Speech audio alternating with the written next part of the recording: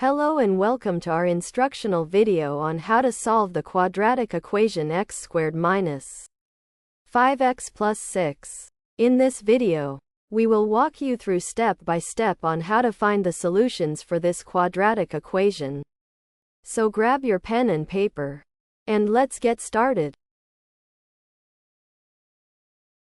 Step 1 in solving the quadratic equation x squared minus 5x plus 6 involves factoring the quadratic expression.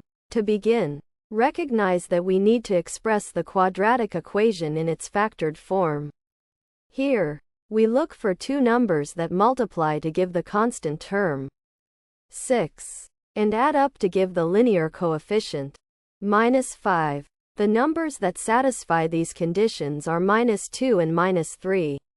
Thus, we can rewrite the quadratic expression x squared minus 5x plus 6 as x minus 2 times x minus 3.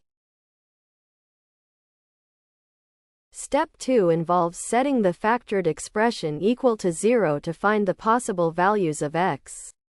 Starting from the factored form, x minus 2 times x minus 3 equals 0. We set each factor equal to 0. Solving x minus 2 equals 0. We find that x equals 2. Similarly, solving x minus 3 equals 0. We find that x equals 3.